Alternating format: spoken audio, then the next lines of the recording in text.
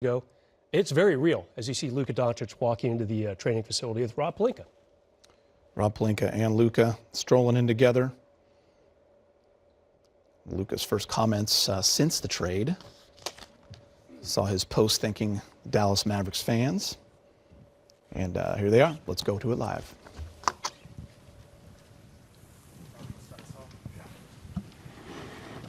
Good morning. Before I start talking about the young man next to me, I want to thank Jalen Hood-Schifino, Max Christie, and Anthony Davis for their incredible service here. There's no player that played as big a role to our 17th championship than Anthony Davis, who's also a person of incredibly high character. So those three guys are Lakers for life, and just want to thank them before we start. No. So, in thinking about today and what it means, I think Luka Doncic joining forces with the Los Angeles Lakers is a seismic event in NBA history. And the reason I say that is because we have a 25-year-old global superstar that's going to get on the stage of the most popular and influential basketball brand on the globe. And I think when those two powerful forces come together, it brings basketball joy to the world, because that's how Luka plays. He plays with joy. And if you think about kids in Barcelona, or kids in Buenos Aires, or children in Shanghai or Sydney, they're going to be wearing a number 77 Luka Doncic Lakers jersey and bringing joy to basketball just like he does. And that's why it's powerful. I think the leadership of Adam Silver and the way he's bringing the game to the world, you see it in Europe, you see it in Africa, what the NBA is doing. And now we have one of the game's biggest superstars, an international player, coming to join the Los Angeles Lakers. It's a convergence of all those forces. And I think it's going to be something incredibly special that the NBA and basketball has never seen before. So to get to this place, there's a couple people I want to thank. First and foremost is Jeannie Buss. She's so supportive. I think her vision, which falls in line with the great and late Dr. Buss, to always make sure the brightest and best basketball superstars play for the Los Angeles Lakers. She's clearly carried that vision on from her dad, and I just want to thank her for her tremendous support and vision in helping this day become a reality. The second person I want to thank is anytime there's a trade or a transaction, there has to be a partner.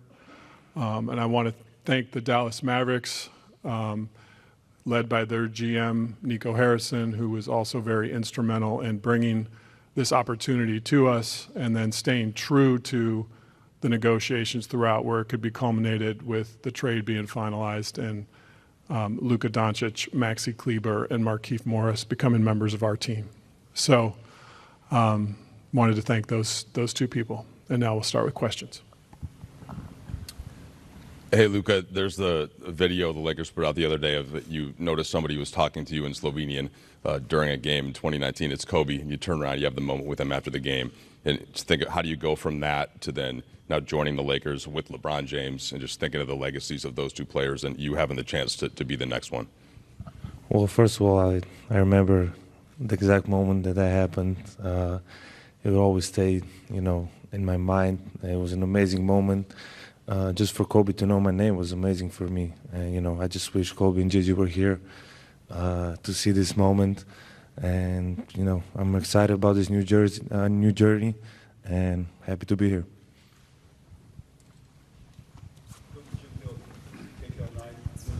First of all, welcome to Los Angeles.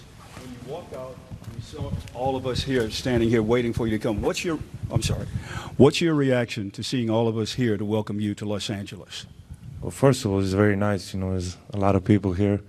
I don't think there's ever been so many people in my press conference, so I really appreciate all the support.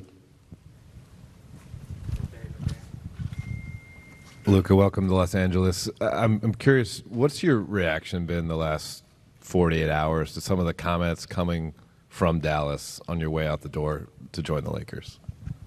I'm just excited, you know, to be here to start this new journey, and obviously at some point I knew this was going to happen, but I would say I always take the high road. You know, I had my amazing moments in Dallas with all my teammates, coaches, and the most importantly, the fans. You know, they always supported me, and it was an amazing journey. Hey, Luka, Dan Wicke with the LA Times. Welcome to LA. You, in a podcast with JJ years ago, said that the one NBA player that you watched was LeBron James. What is your kind of reaction to being able to now play with him, and how do you think that's going to work for the two of you guys on the court?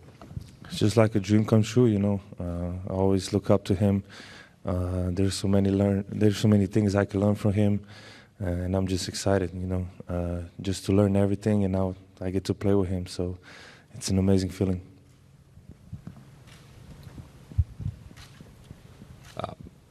Zdravo, Luka. Jovan Buha with The Athletic.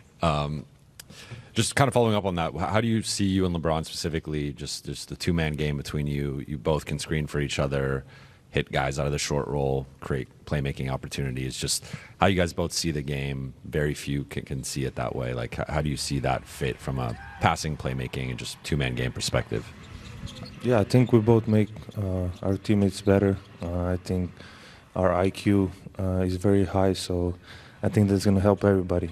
You know, but obviously, I really haven't think about basketball much these days. But you know, I'm just excited to work with him. I work every day here, so every day that goes by is going to be better.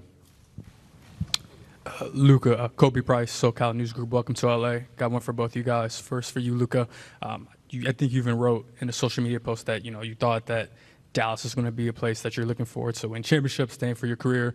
Emotionally, what have the past 48 to 60 hours been for you in coming to LA? Well, it was hard first. That first day was really hard. I felt like this last 48 hours was 1 month.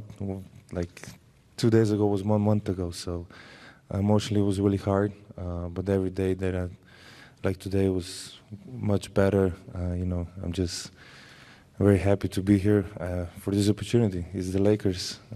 It's one of the best clubs in history. So I'm excited to be here. And for Rob, Nico was speaking with reporters, I believe on Sunday after the trade. He praised you specifically for, keeping the negotiations between you two up until I imagine the final moments. At what point did you, introduce this trade idea to Jeannie, and what was her initial reaction when you told her about it? Yeah, so this all started with the coffee in Dallas where Nico approached us with the concept, and because there was a partnership and a history of travel in the world between Nico and myself working around Kobe Bryant, there was a fabric of trust in the discussions. And these type of deals are incredibly intricate and complicated. And along the way, we knew there would be 248 insurmountable snags to get to the end, and there were. And so over the course of 3 weeks, call it, an issue would come up, and we'd think there was no way to climb the mountain, and we'd figure out a way. Then the next issue would come up, and you just keep going, and you stay committed to the work. You stay committed to trying to get the deal done in a partnership sense. I think a lot of people talk about negotiations in terms of who won and who lost. I try to approach a negotiation in the sense of how do we build a partnership where we can get to the end? And I think that was the lens that we worked and the premise we worked under. And when the concept was initially introduced to us, it was, hey, the only way we can even have these discussions was if it's between owner and GMs, and there was a commitment to that. And if we broke that commitment by talking to anyone else, this day would never happen. So I think trust was at the center of all those discussions. And I called Jeannie after the coffee in Dallas and brought her in immediately, as I do with everything. Her and I have a really strong working relationship, and the fabric of that is that we share things in real time. And she was extraordinarily excited and hopeful that we could get to the end, which we were able to do. Hey, Luka and Rob, Melissa Rowland, Fox Sports, over here. I have a question for both of you guys. Obviously, from the league's biggest superstars to fans, people were shocked that the Mavericks were willing to deal a 25-year-old superstar in his prime who has another 10 years at least ahead of him. What was both of your guys's, I guess, Rob, what was your level of shock that this was even on the table? And Luka, what was your level of shock that the Mavs were willing to deal you? I try to take everything in stride. I think, you know, it's interesting if all of us watch Luka play, he has a combination of basketball joy and killer instinct, which is really rare. That was number 8, number 24. And I think learning lessons from that mentality are to stay in the moment. And so I don't think of it in terms of shock, surprise. I think of it in, okay, this is coming at me. It's like a game. You know, maybe a blitz is coming at Luka. He's not going to be shocked. He's going to stay in the moment, figure out the read, and make the play. And so when the opportunity came to me, that was sort of my mindset, is to, okay, this is coming. This is a concept that came to me. Now, how do I process this mentally to get the deal completed? And right away, when it was brought up at the coffee, my mind started churning. There were so many complicated things. We have the Mavericks are hard capped at the first apron.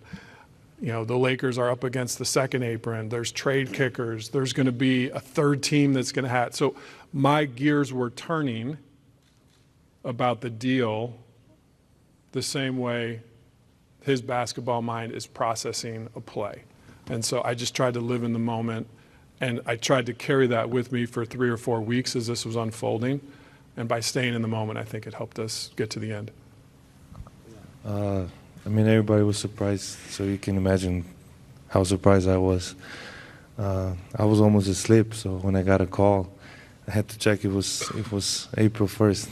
I didn't really believe it at first, and it was a bit shock. It was hard moments for me. It was home, so it was really hard moments for me, especially the first day. But as I said, you know, I get to play in the greatest club in the world, and I'm excited for this new journey. Luka, over here on your left, Malika Andrews with ESPN. It's good to see you. Welcome to LA. You've been a fan of LeBron. You've talked about it for a long time, but he's also been a fan of you. He's tried to work with you at various different times in the past, whether it be shoe deals or other things. I'm curious, what message did he reach out to you with? Was it a text? Was it a call? What was that? And how did that fuel the way that you think about coming to LA as well? Yeah, he called me right away. He was in New York, so he called me right away. And we didn't talk much because, you know, he said, I understand what you're feeling. But that was really nice of him just to call me right away and welcome me to LA. Hey, Luka. We've heard from so many other players across the league, Anthony Edwards, Steph Curry, Giannis, talking about their shock at this and also what it means for how teams feel about players and how no one's really safe, quote unquote, to use Steph's words. What have players said to you, and what has it meant to you to have them speak out the way they have? I saw some comments. I wasn't really trying to be on social media these days, but I saw some comments, and it really means a lot. You know, we are rivals, and they speak about me that nicely, so it really means a lot to me, and sure. Oh, directly, I haven't talked to a lot of people, really. Hey, Luka, Nikki K with Spectrum News right here. So emotionally, you go from thinking you're going to spend your career with one fan base, and now you arrive in a new city First of all, impressions of Los Angeles and its fans from afar, and what does this opportunity to have another love story with LA goes? Yeah, I would say, like you said, I thought I was going to spend my whole career there because I think loyalty is a big word for me, and I was trying to stay by that. But this for me is a fresh start. I get to play in LA. The fans are amazing, and I got the ocean here, so it's a really big thing for me. But really, I'm really excited to be here. I getting to play for the Lakers, and everybody can say that. And many, many legends passed here, many, many championships. So that's my goal. Luka, Brad Townsend, Dallas Morning News. So you wrote a Dear Dallas letter to fans that was, very heartfelt, and you talked a little bit about, your shock. How are your feelings toward the upper levels of the organization, Nico in particular, or the decision to trade you? Well, that's their decision, so I have no comment on that. They made the decision. I don't know why. But that's their decision, so I can't do nothing about it. And then one of the reasons that was given was that there was concern that, beyond this summer, or that there's a chance you might not agree to the Supermax extension. Did you or anyone on your inner circle indicate that might be the case? Absolutely not. It's easy as. Luka, over here, Bill Plaschke, LA Times. Do you feel you have something to prove? Do you feel you have something to prove? Sorry. Do you think you have something to prove? Oh, okay. Sorry. Yeah. Obviously, yeah. Yeah. That's it. Win the championship. You don't come here for nothing else than championship. So I have everything left to prove. So, and the goal is to win the championship. Hi, Luka, good to see you. Mark Medina with Athlon Sports and Sports Akita. How do you address the criticism that's followed you on your way out about concerns about conditioning and durability? It's a motive. I know it's not true. I know, but it's a motive. Like I say, I came here, one of the biggest clubs in history of sports, so it's a big motive for a long run here. I'll just add to that one, Mark. I think greatness is an evolution in a process. And I think if you're striving for perfection, as we are as an organization or as a player is, you're going to have challenges to make yourself better until you don't play anymore. And so I think that's just something to keep in mind. I would assume the question will be forthcoming, when is Luka going to play? I'd rather just take that one head on. Our sports performance department is led by Dr. Leroy Sims. Luka's got trusted sports performance folks that are going to become part of our family and Dr. Sims' circle. And they're working together as we speak about a return to play plan. We have 5-on-5 scheduled tomorrow for Luka, and we're going to take it one day at a time just to make sure that the calf injury is in a good and safe place. So I would truly say at this point he's day to day. We're going to take it one step at a time, but if all those days go well and Luka feels good and confident, he'll be in a game soon, but we're going to partner with him. And I should mention too his amazing team who's now part of our family, led by Laura Beth and Bill Duffy and the rest of the folks that are here today. When we make decisions around superstar players, and we partner and collaborate with them, and that'll be our process with Laura Beth and Duff, who are incredible at what they do. Jared Greenberg with TNT. Rob, you stole my question there. I was going to ask Luka, I guess more about that, just hear from you, what this process has been like. You've gone through it now 4 times with this calf. So what have you done to get back on the court? How are you feeling? And how confident are you in that this won't be a reoccurring injury? Well, for the first time, I took my time. Get it to heal 100%. Other times I think I just wanted to go back on court playing basketball and not really be healthy 100%. So this time I just took my time, which was normal amount of time to get back to 100%. Luka, David Pingalore, KTLA. Over the last couple of days, I talked about your conditioning, but maybe your lack of defense. What is your commitment to being a better defender? Yeah, I think this year I really stepped it up honestly, and it's just being more active, more vocal, and I think I did a step ahead this year, but I need to do more steps ahead. So that's what I'm planning on. Hey, Rob, just obviously make a blockbuster move like this. What is your balance of thinking long-term with 25-year-old and then also just the short-term, knowing that the deadline's coming up on Thursday, just balancing the long-term vision with the short-term?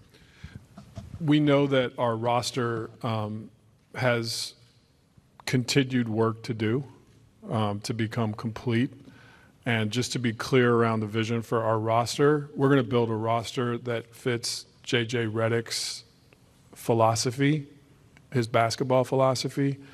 That's something that we believe in, that we support, that we want to lean into. So in terms of roster decisions, J.J. and I collaborate extensively around that and fitting how he wants to play.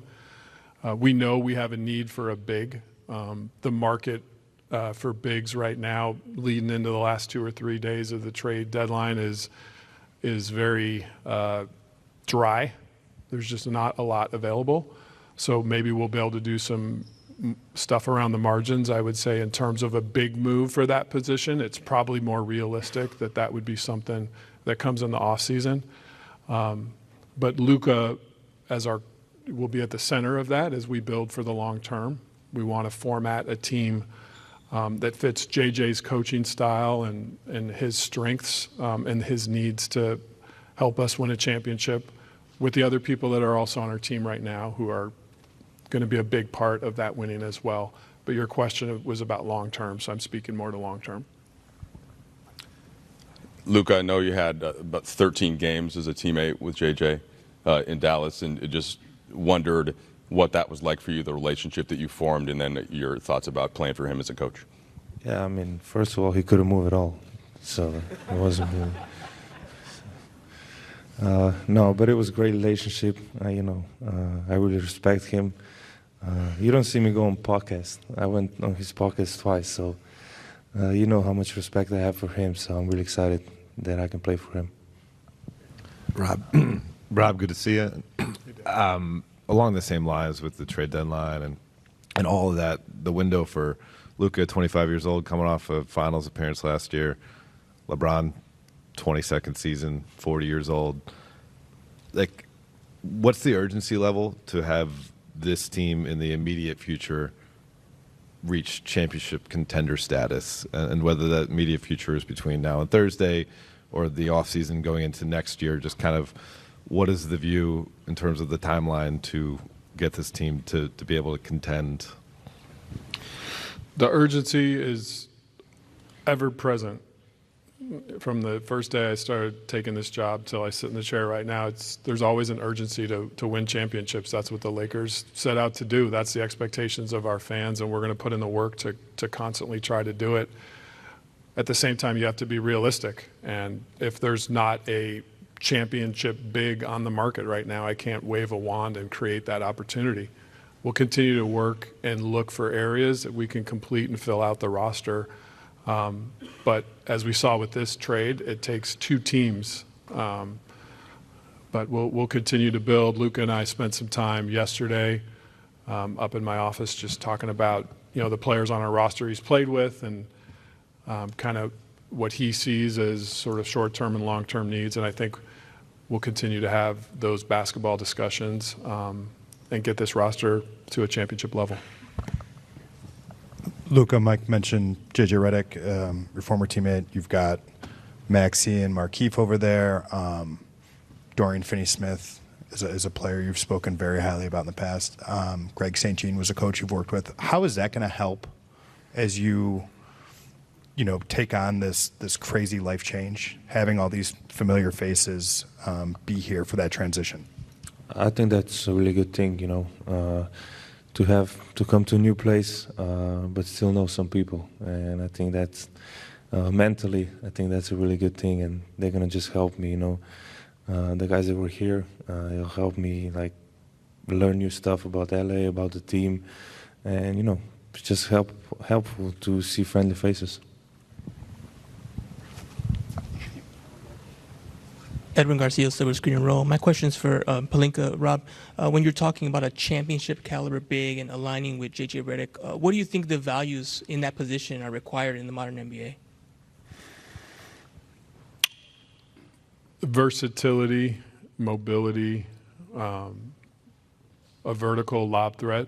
I think that's a key to the spacing that Luka likes to play with. Competitive. I think, those are some of the core things there. Those players are hard to find, but we'll accomplish the task that's before us. We'll find a way. Rob, over here.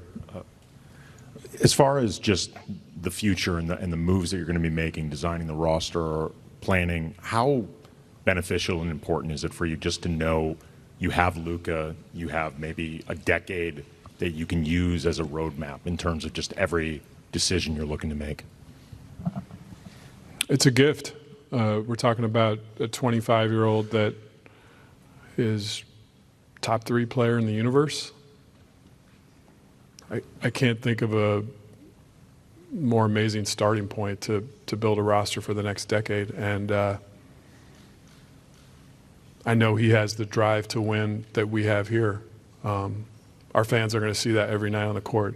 I know up here he might seem calm and casual and quiet, but we know the alter ego comes out, and we'll see it at crypto.com soon, and I can't wait for it. Thanks, everyone.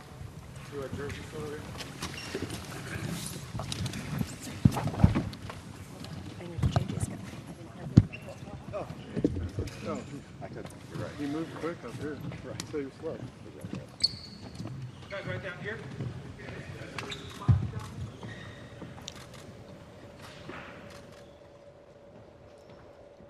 There it is, Rob Pelinka, Luka Doncic, JJ Redick, as the Lakers introduce Luka to the LA media and their fans at the UCLA Health Training Center in El Segundo. Rob called it a seismic moment in NBA history. Luka talked about his emotions in leaving Dallas, his excitement for the Lakers, and his motivation to get it done. Tell you what, Geet, he knows right away. This is a championship franchise, and he wants to contribute to that. He made that very clear. Threw in a couple spots of humor, too, which I appreciated, including J.J. Redick. He played with him. He didn't move real well when they were teammates. That was at the end of J.J.'s career, but can't wait to see how that relationship, off to a fun start, percolates here.